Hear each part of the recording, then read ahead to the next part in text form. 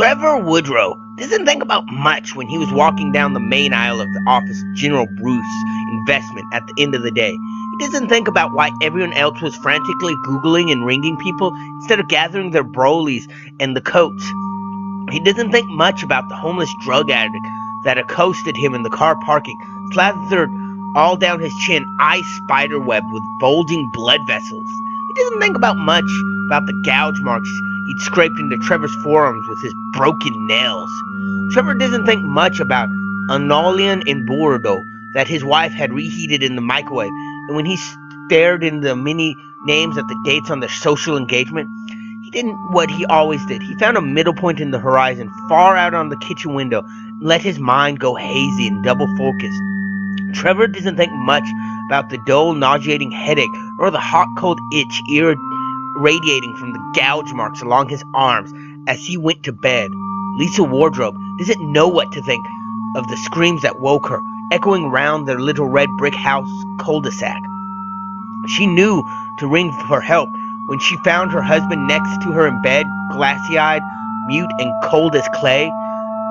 She also doesn't know what to think of the phone, its dial tone unending and impotent, nor at the ringing of burglar alarms that were starting to announce themselves from her many neighbors' house, the shattering windows and choir of muffled screams.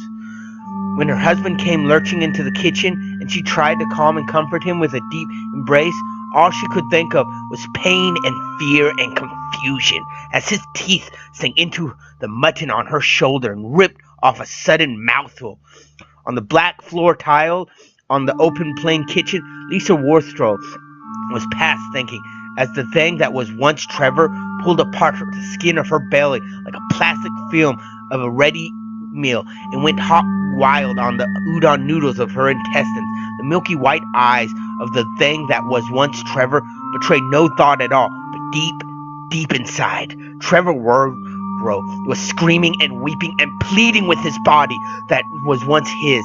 And when the lights flickered on upstairs, the voice of a 6-year-old Gemma Woodrow cried out for comfort and her parents' warm embrace, and when the thing that was once Trevor slowly stood up and began shambling towards the pink hue of a Cinderella nightlight, Trevor Wardrobe only had one thought, burning bright in the dying cells of his brain, raging against the indifference of the limbs, against the new dull purpose of the physical being.